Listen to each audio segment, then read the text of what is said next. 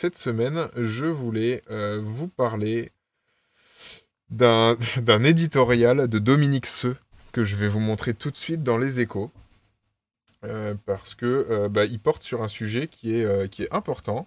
Et on parle suffisamment en mal de Dominique Seux sur Arrêt sur Image pour ne pas en parler en bien de temps en temps quand ça mérite. Et là, ça mérite, puisqu'en fait, dans un édito titré Santé, un graphique coup de poing, il raconte que alors, il raconte un projet de budget pour la sécurité sociale avec 3 visites médicales gratuites au cours de la vie pour le grand public. Donc, il met en avant ça de manière positive. Le gouvernement travaille bien. Mais il dit aussi les données confirment les inégalités sociales face aux maladies chroniques. En fait, vous allez être surpris, vous aussi, par Dominique Seux, puisqu'en fait, Dominique Seux parle du fait que le lien entre le milieu social, mesuré par le niveau de revenu, et le risque de développer une maladie chronique est patent. Ainsi, le risque d'être malade d'un diabète est quasiment 3 fois plus élevé chez les 10% des personnes les plus modestes par rapport aux 10% les plus aisés. La proportion est de 1 à 2 pour les maladies psychiatriques. C'est bien, je suis bien en train de vous lire du Dominique Seux. J'en ai été tout esbody moi aussi. Je vous laisse regarder si vous voulez. Valka demande s'il incite à porter des masques contre le Covid. N'en demandez pas trop. Je vous laisse regarder ce graphique. Qui est un graphique qui a été fait par Les Échos à base des données, avec à la base les données de l'adresse, qui est la direction des études économiques et statistiques, je crois bien. Qui est donc un service de l'État. Et en fait, ce qu'il montre, c'est que à l'exception des cancers, et c'est une grosse exception évidemment, les autres maladies chroniques, c'est-à-dire les maladies cardio-neurovasculaires, les maladies neurologiques ou dégénératives, les maladies psychiatriques, respiratoires chroniques, le diabète et les maladies du foie et du pancréas, on a en fait beaucoup plus de chances de développer ces maladies chroniques-là si on est pauvre, hein. En fait, on va le dire comme c'est. Ce graphique est assez dingue, dit Thomas Bourgenot. Ben oui, ce graphique est assez dingue. On connaît maintenant un peu mieux, parce qu'il y a quand même pas mal de médias qui en ont parlé, sur la mortalité, sur la vie en bonne santé, et les mortalités, et l'âge de la mort, et l'âge moyen de la mort selon le niveau de vie, où on constate qu'il y a aussi un rapport. Alors, voilà, c'est une corrélation. On peut pas... Mais bon, vu le nombre de graphiques qui se ressemblent sur ce même sujet, on peut supposer qu'il y a quand même un lien. Sachant qu'il y a un peu deux sujets sur la question des maladies chroniques. Selon les journalistes, c'est pas abordé pareil. Il y a la question de être pauvre tue ou rend malade. Voilà, qui est une perspective. Il y a une autre perspective qui est il y a des inégalités d'accès aux soins. Ma perspective personnelle qui vaut pas plus que celle des autres, et que il y a sûrement des deux en fait. En réalité, pourquoi je vous parle d'un édito de Dominique Seux? Alors j'en profite, j'ai sollicité l'expertise de mon collègue Maurice Midena qui a écrit un portrait de Dominique Seux que je vous mets ici immédiatement. Il l'a écrit le 19 novembre pour raconter que Dominique Seux est quand même d'abord la voix des grandes entreprises et des institutions internationales dans ses éditos. Mais en fait, Maurice me dit que parfois il a la fibre sociale, Dominique Seux. Donc comme ça, voilà, ça ressort un peu de temps en temps. Voilà, là il l'a fait dans les Échos. Donc ça vaut aussi pour les Échos du coup. Et en fait, ce qui m'a intéressé, c'est que je me suis dit, en fait, je ne savais pas cette histoire des maladies chroniques en rapport avec le niveau de vie. Je l'ai découvert par l'intermédiaire d'un éditorial de Dominique Seux, pour vous dire. Et ça m'a choqué.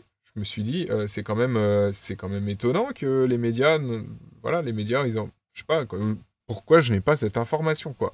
Le rapport entre niveau de vie et mort en bonne santé, avec le recul de l'âge à la retraite, a quand même été assez largement moyennement médiatisé, on va dire. Mais là, en fait, moi j'avais l'impression que ça n'avait pas été du tout médiatisé. Et j'avais pas tort. En fait, j'ai cherché plein de mots-clés pour essayer de trouver des médias qui parlaient de ce rapport de l'adresse que je vous mets immédiatement, qui est intitulé, qui est assez clair, hein, les maladies chroniques touchent plus souvent les personnes modestes et réduisent davantage leur espérance de vie. Vous voyez, c'est la fusée à 2 étages, ça les touche plus, et ça réduit davantage leur espérance de vie que les gens, que les riches, que les gens aisés, que les bourgeois. Ce qui semble indiquer qu'il y a effectivement à la fois que être pauvre rend malade, mais aussi qu'on est moins bien soigné. Donc, il y a Titi qui dit c'est une info d'utilité publique. Bah oui, c'est clairement une info d'utilité publique. Et donc là, ils disent, en 2016 et 2017, les 10% les plus modestes de la population française développent plus souvent une maladie chronique que les 10% les plus aisés à âge et sexe comparables. 2,8 fois plus de diabète, 2,2 fois plus de maladies du foie ou du pancréas, 2 fois plus de maladies psychiatriques, etc. etc. Seuls les cancers ne sont pas concernés. C'est-à-dire les personnes les plus modestes développent relativement moins de cancers. Mais ce constat ne tient pas compte des éventuelles inégalités sociales devant le recours au dépistage du cancer et des différences selon le type de cancer, précise l'adresse. Donc c'est pareil, c'est pas... peut-être qu'en fait, c'est juste que les pauvres sont moins dépistés du cancer. Voilà, c'est une bonne question. Et on va aller voir qui en a parlé, en conséquence. Bah oui, Ubik dit l'espérance de vie des plus pauvres, on en a un peu parlé à cause de la réforme des retraites. Il y avait notamment eu un graphique de Libé qui avait été très repris. Il y a Valka qui dit, c'est sorti après le confinement quand on en a pris conscience de quelle catégorie ont dû continuer à bosser, c'est-à-dire les gens qui étaient les fameuses personnes en première ligne, qui n'avaient pas le choix, qui n'ont toujours pas d'ailleurs, parce que c'est très inégal vis-à-vis du télétravail aussi. Je dis ça du haut de mon grenier. Voilà, je peux vous assurer qu'on y gagne. Enfin, je ne sais pas vous. Moi, ma santé se porte beaucoup mieux depuis que je suis en télétravail. Au moins partiel. Et donc, allons voir de quoi il est question. Et en fait, on trouve, ça faisait au moins 3 semaines que je vous avais pas parlé d'un papier de Libé. Et en fait, on trouve un papier de Libé qui est titré « Les maladies chroniques frappent davantage les plus modestes ». Et en gros, ils écrivent « Les pathologies telles que le diabète renforcent les inégalités sociales en matière d'espérance de vie. À cause d'elles, l'écart entre riches et pauvres passe de 3,8 ans à 6,2 ans. C'est-à-dire que sans maladie chronique, il y a 4 ans d'écart d'espérance de vie, c'est-à-dire pas en bonne santé, hein, juste d'espérance de vie. Et c'est 6 ans avec les maladies chroniques. Donc on parle quand même de différences absolument conséquentes et des inégalités qui sont majeures et à mon sens, et j'espère au sens de tout le monde, inadmissibles et inacceptables dans un pays comme la France, qui est quand même globalement un pays riche par rapport au reste du monde. Et donc cet article, voilà, alors en plus la journaliste, elle y va, c'est Nathalie Rollin, voilà, elle dit les termes, elle dit voilà, leurs résultats font froid dans le dos. Et qu'est-ce qu'elle dit d'autre Voilà, sans surprise, les inégalités socio-professionnelles recouvrent pour partie celles de niveau de vie. Ainsi, les ouvriers ont 2 fois plus de risques de développer une maladie psychiatrique que les cadres et professions intellectuelles supérieures. Ces maladies chroniques augmentant sensiblement le risque de décès, elles pèsent fortement sur l'espérance de vie des plus modestes. En clair, sans les maladies chroniques, l'écart d'espérance de vie à la naissance entre les plus aisés et les plus modestes serait réduit de plus d'un tiers. Ultra Clipationnanateur dit dommage qu'on n'en ait pas entendu parler pendant la campagne présidentielle. Bizarrement, depuis la fin des élections, ces sujets ressortent comme si c'était pas politique. Alors, je tiens à préciser premièrement, qu'en pleine campagne présidentielle, on n'a pas non plus parlé du rapport du GIEC. Hein. Personne n'en avait absolument rien à faire dans la plupart des médias. Je vais pas dire les médias, dans la plupart des médias. Parce que je le sais parce que on s'est fadé les recensions. Moi, je l'ai fait 2 fois, sur des rapports du GIEC, dont une fois à une semaine de la présidentielle, les médias n'en ont pas parlé. Donc voilà, je tiens à préciser que ça n'est pas que ces sujets-là de santé des pauvres, ou plutôt de mort des pauvres, qui ne sont pas évoqués. Pendant la présidentielle, visiblement, beaucoup de choses étaient considérées comme pas très intéressantes. Et je précise en plus que ce sujet-là, précisément sur le rapport de l'adresse et l'impact des maladies chroniques sur l'espérance de vie selon les inégalités sociales, en fait, personne n'en a parlé, y compris aujourd'hui. Je ne sais pas si ça doit vous rassurer ou vous inquiéter, mais en tout cas, c'est un sujet qui est complètement orphelin, puisque moi j'ai trouvé là ce sujet de Libé, qui est doublé par un autre sujet qui avait été fait un peu avant par la même journaliste, sur le bilan de l'état de santé des Français, qui est dressé par, je crois c'est annuellement par, je ne sais pas si c'est dressé annuellement ou toutes les quelques années par l'adresse. Et en fait, ils évoquaient déjà cette question des maladies chroniques, notamment à travers les inégalités sociales dans l'accès aux soins. Libé, encore lui, a publié une tribune de patients, d'associations de patients de l'hôpital, et notamment de patients de maladies chroniques, qui signalent des inégalités territoriales très très fortes, notamment sur l'accès aux soins, ce qui évidemment est crucial pour une maladie chronique, parce que une maladie chronique, c'est pas en allant voir, je sais pas, dans l'hypothèse où on a un peu d'argent de côté et on peut se permettre de faire 500 bornes pour aller voir le bon spécialiste du bon truc à Paris, parce que c'est ce que font les gens qui ont de l'argent, hein, on va pas se mentir. Mais ensuite, il faut aussi pouvoir être soigné près de chez soi, et pas forcément dans la grande ville qui est à 1 heure de route, ou la grande ville où on vit, si on a de la chance, sachant que les gens des villes sont plus riches que les gens des campagnes. Donc vous voyez, il y a plein de choses qui interagissent entre elles à ce niveau-là. Donc c'est un sujet pour lequel en fait des journalistes pourraient avoir un rôle hyper important pour que les gens le réalisent. Après, on va venir à la recension, parce qu'il y a quelques médias qui ont parlé de l'un de ces 2 rapports de l'adresse, que ce soit le bilan de santé des Français ou celui sur les maladies chroniques. Mais j'ai appelé je vais vérifier que c'est bien Nathalie Rollin, je ne veux pas écorcher son nom. C'est bien Nathalie Rollin. Donc j'ai appelé la journaliste de Libération qui a écrit ces 2 articles. Et en fait, elle me dit, le fait que nous on est traités, c'est clairement une question de sensibilité tout court et une question de sensibilité politique. Ce type de rapport montre qu'il y a à l'évidence un coup de canif dans le contrat républicain qui prévoit l'égal accès aux soins pour tous. À l'évidence, entre le droit théorique et le droit réel, il y a une distorsion que met en évidence l'adresse et dont il faut rendre compte. C'est un peu notre travail, et elle ajoute, et moi ça je trouve ça hyper intéressant, elle dit c'est par ce travail-là qu'on peut éveiller les consciences des politiques, des tutelles, aux défaillances qui apparaissent. Elle pense que ça rentre pleinement dans notre rôle de journaliste, et je suis évidemment parfaitement d'accord avec ça, parce que en réalité, les journalistes ont souvent un rôle d'initiateur de pression politique. Ou de révélateurs de situations inadmissibles qui peuvent aboutir au vote des gens, par exemple, totalement au hasard. Hein. Et donc, elle se dit... alors, ça l'étonne qu'il y a très peu de journalistes et de médias qui en aient parlé, de ce rapport sur les maladies chroniques. Je vais vous le remettre à l'image. Elle dit qu'il y a peut-être un biais lié au rapport, qui est que les rapports, il faut les lire, déjà, que c'est un peu... c'est un peu long à lire forcément, hein, c'est un rapport statistique, et que ça rebute un certain nombre de personnes. Elle dit par ailleurs on peut les rater, donc elle pense que c'est une question notamment d'attention portée aux choses. Elle me dit je suis peut-être très naïf, je ne pense pas que mes collègues du Figaro soient moins attentifs que nous à ce type d'informations. Attendez, je retrouve ces notes, je me perds. Elle dit aussi que les lecteurs de Libé, en tout cas, sont attentifs à ça, et donc elle essaye d'être attentive à ça, aux thématiques de l'égalité des droits et de l'accès aux soins. Et elle signale, et ça c'est vrai que j'aurais pas pensé à le dire dans l'émission si elle ne me l'avait pas signalé, que suite aux Gilets jaunes, il y avait eu les fameux cahiers de doléances qui n'ont jamais été numérisés et mis en ligne sous une forme facilement consultable. Malheureusement, donc ça c'est moi qui le signale, mais par contre, la journaliste de Libération, elle, me signale que la santé, et précisément l'accès aux soins, était dans les premiers sujets qui ressortaient des cahiers de doléances.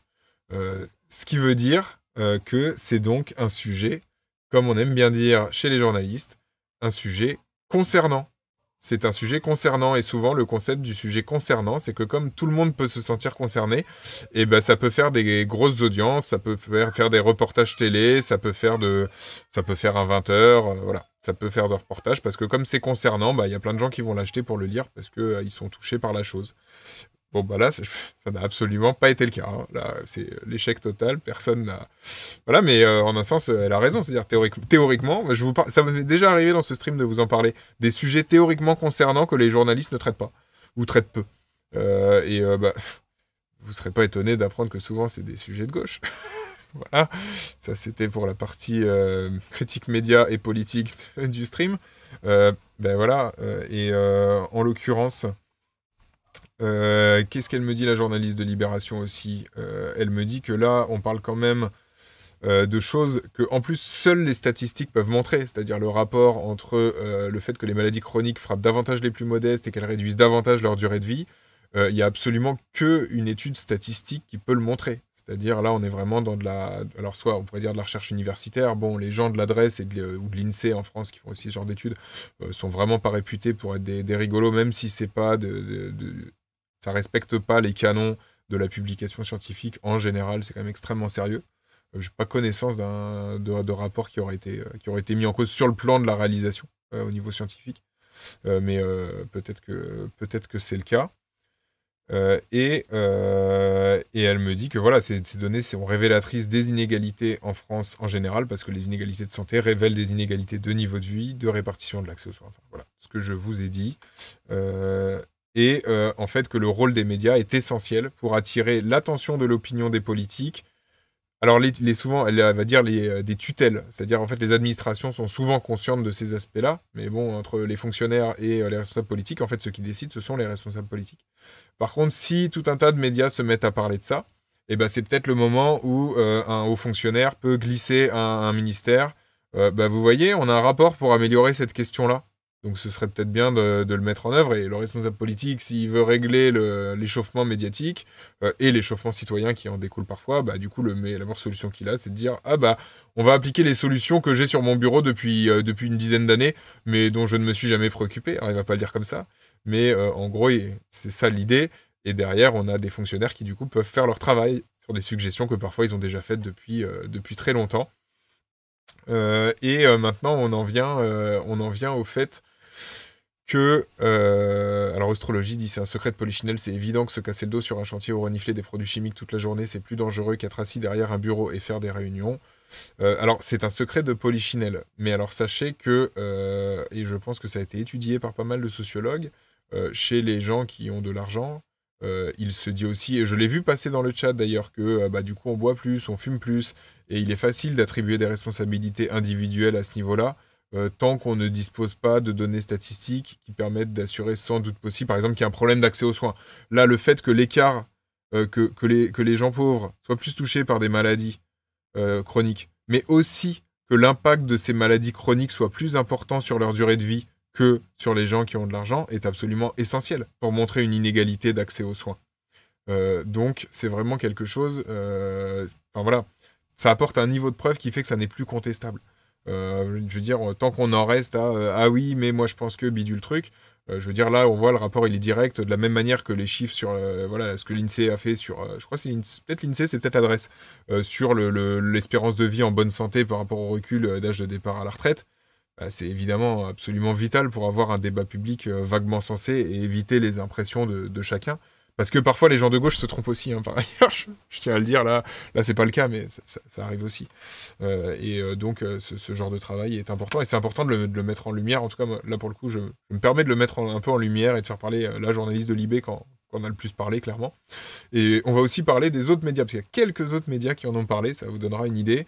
Le Télégramme a fait un article spécifique sur le rapport sur les maladies chroniques. Donc un gros article que je vais vous mettre, parce qu'il est en accès libre en plus, donc comme ça vous pourrez aller le lire. Donc le rapport est bien décrit, l'article est assez similaire à celui de l'article de Libération. On va aussi trouver sur le bilan de santé des Français, parce que je vous rappelle que cette séquence a commencé avec un éditorial de Dominique Seux dans Les Échos, et qu'en fait Les Échos est aussi le journal, un des très rares journaux à avoir parlé des inégalités de l'accès aux soins, en parlant de la précédente étude de l'adresse qui était fin septembre, sur le bilan de santé des Français, et ils écrivent que les disparités sont marquées entre les enfants et dès le plus jeune âge, selon la catégorie socio-professionnelle de leurs parents. Plus tard, le risque de développer une maladie chronique est plus élevé chez les personnes plus modestes. Donc voilà, c'est Les Échos, on a parlé, on a gentiment moqué Le Figaro là dans le chat, et puis moi à l'oral, mais en fait en réalité, vous voyez, Les Échos c'est pourtant clairement un journal de droite, hein, on va pas se le cacher, et pour autant, ils en ont autant parlé finalement, ils ont presque autant parlé que Libération, et notamment par un édito assez engagé avec une infographie, donc ils ont mis des moyens. On va trouver aussi, alors... Sachant que si vous vouliez trouver des excuses aux médias, notamment pour le bilan de santé des Français et l'inégalité, qui portait notamment sur l'inégalité de l'accès aux soins et déjà les maladies chroniques, mais pas que, l'AFP avait fait une dépêche. Donc il n'y a pas d'excuse des médias pour ne pas avoir rediffusé la dépêche AFP. 20 minutes à republier la dépêche AFP. Tous les médias sont clients de l'AFP, donc ils ont ça à disposition. Donc il y avait eu une dépêche. Je n'ai pas vu en tout cas de dépêche AFP sur les maladies chroniques spécifiquement, mais je n'ai pas accès au fil AFP, donc s'il n'y a pas de médias qui décident de la republier, je ne peux pas le vérifier. Donc ça me paraissait important de vous signaler. Et puis voilà. vous avez ici la quasi-totalité. Il y en a peut-être un ou deux autres qui traînent que j'ai pas mis dans la recension, mais sinon vous avez la totalité des médias qui ont parlé de ce sujet-là. Ça vous donne une idée du désert médiatique dans lequel l'adresse a publié ses rapports, sachant que la journaliste de Libé qui a fait les papiers, Nathalie Rollin, elle m'indique que quand même, alors, il n'y a pas eu de communiqué de presse sur le rapport spécifiquement, mais par contre, l'adresse annonce au journal, un certain nombre de journalistes, on peut supposer spécialisés, enfin, les rubricards dans les journaux, notamment des actualités sociales ou santé, envoie des agendas de publication de ces rapports à venir. Donc, bah, typiquement, les maladies chroniques en fonction du niveau de vie, théoriquement, si on est journaliste, on le met, on se met une petite croix, quoi. C'est quand même un sujet, voilà, à la fois concernant, important, très politique, parce que, bah, voilà, c'est quand même quelque chose, enfin, c'est grave, quoi. Je sais pas comment le dire. Je ne sais pas comment le dire. Voilà, tellement je trouve ça évident. Et bah, ça a été très peu traité. Ça aurait pu, alors que ça aurait pu, enfin, je ne sais pas, ça aurait pu animer tout à fait une journée de débat de chaînes d'infos en continu. Il y a de quoi parler hein, de ça. Moi, je suis sûr qu'il y a plein de syndicalistes qui seraient prêts à raconter la dureté de leur travail, qu'il y aurait plein de médecins qui seraient prêts à raconter qui ils voient passer dans leur cabinet, et à illustrer par des témoignages ce qui est aujourd'hui une vérité statistique. C'est-à-dire, voilà, apporter un peu de vivant, parce que dire oui, il y a 3 ans d'espérance de vie en moins, c'est évidemment pas aussi... ça secoue moins qu'un médecin qui raconterait que bah, lui, il voit bien que selon ses patients, effectivement, bah, les patients qui ont des métiers plus difficiles, les patients qui sont plus éloignés, qui vont pas... Par exemple, quand on a de l'argent, on a plus... ça, on le sait, il y a plein d'études là-dessus dans tous les pays occidentaux au niveau sociologique, sur le fait que si on a de l'argent, on est plus porté à aller chez le médecin, en fait. Parce que bah, si ça nous coûte un peu plus d'argent, parce que même en France, il y a des trucs, tout n'est pas pris en charge par la Sécu, malheureusement, et bah, on a moins de réticence, évidemment, et on sait que plus les gens ont de l'argent, plus ils font appel au système de santé. Donc, voilà, il y a ça soulève en fait plein de questions absolument passionnantes. Ça aurait pu être une porte d'entrée, et ça ne l'a pas été. Donc, c'est extrêmement... c'est dommage, voilà.